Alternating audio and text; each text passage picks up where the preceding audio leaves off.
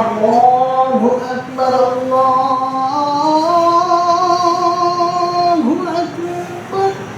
২৫৮ বছরের ঐতিহ্যবাহী কথা বলা মসজিদে শত বছর ধরে জিন, ভূত, সাপ ও পোকামাকড়ের ভয়ে নামাজ আদায় করতে পারছিলেন না ধর্মপ্রাণ মুসল্লিরা। অবশেষে এলাকাবাসীর চেষ্টায় মৃত্যু ভয়কে উপেক্ষা করেই আওকরা মসজিদে নিয়মিত চলছে আজান ও নামাজ আদায়।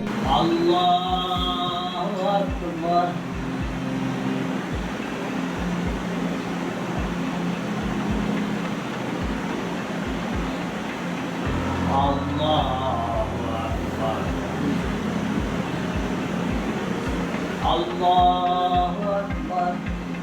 জনশ্রুতি আছে, এই মসজিদের পাশ দিয়ে হেঁটে যাওয়ার সময় কথা বললে প্রতিধ্বনি হতো। তাই স্থানীয়রা মসজিদটির নাম রাখেন আওকরা বা কথা বলা মসজিদ। তবে নির্মাণের সময় মসজিদটি কী নামে পরিচিত ছিল তা এখনও অজানা। এটা যখন ভালো ছিল, 3টা গম্বুজ যখন ছিল, তখন পিছন পাক দিয়ে যে রাস্তা, ওইখান থেকে আবার আওয়াজ করতো, এটা আবার প্রতিধ্বনি হতো। এই বলে আগের মানুষ যে এটা কথা বলা মসজিদ বা আওকরা মসজিদ এই নামে পরিচিত।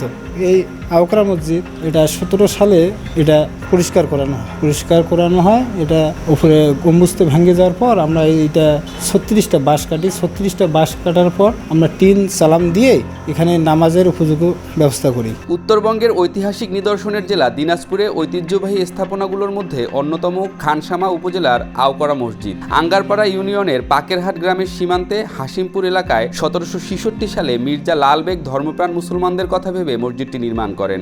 আমরা যখন ছোট্ট ছিলাম তখন এটার নামাজ হয়েছিল, তারপরে বন্ধ হয়ে গেছে, ঝাড় জঙ্গল দিয়ে ভর্তি হয়ে গেছিল, মানে চলার মতন নয়, চলে না। তারপরে ফির আবার 17 সালে ফির আবার শুরু হয়েছে। 17 সালে শুরু হয়েছে, তখন থেকে পর্যন্ত চলেছে। তো মসজিদের অবস্থা খুব খারাপ, তারপরেও নামাজ পড়ি আমরা, এইভাবে আর কি চলেছে। তৎকালীন সময়ে নামাজ আদায়ের পাশাপাশি ধর্মীয় আচার অনুষ্ঠান পালন করা হতো আওকরা মসজিদে। সুদৃশ্য ইটে নির্মিত দেয়ালে নকশা করা মসজিদটি সবার নজর কেড়েছে। তবে সংস্কারের অভাবে এর প্রাচীরে ফাটল ধরেছে। পরিস্থিতি এমন পর্যায়ে পৌঁছেছে যে কোনো মুহূর্তে মসজিদটি ধসে পড়তে পারে। উপরে 3টা গম্বুজ ছিল। যখন আমরা ছোট্ট ছিলাম তখন মাঝখানেটা ভাঙি পড়েছে, আর 2 সাইডেরটা আসিল, পরে 2জনটায় ভাঙি পড়েছে, মানে 3টায় ভাঙি পড়েছে। এখন ওই 3 সেট দিয়ে এইভাবে নামাজ পড়ছে।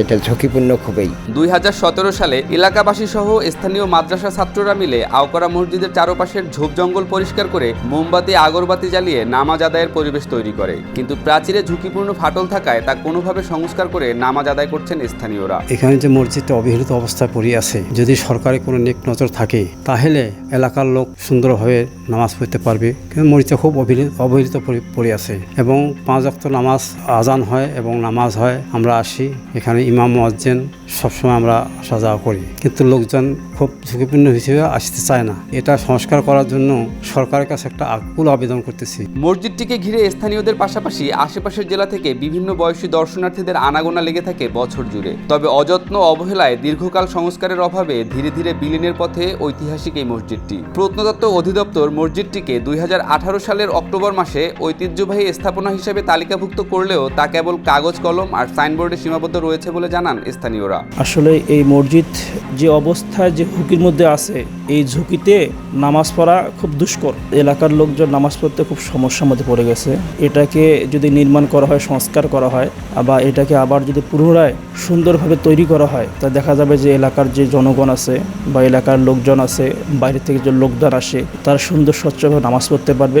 স্থানীয়দের দাবি, মসজিদটি দ্রুত সংস্কার করা হলে শত বছরের ঐতিহ্য রক্ষা করার পাশাপাশি ধর্মপ্রাণ মুসল্লিরা এখানে নামাজ আদায় করতে পারবেন। খুব সরকারের কাছে নিয়োগ করছি, আবেদন করছি, উপজেলা চেয়ারম্যানকে জানাচ্ছি।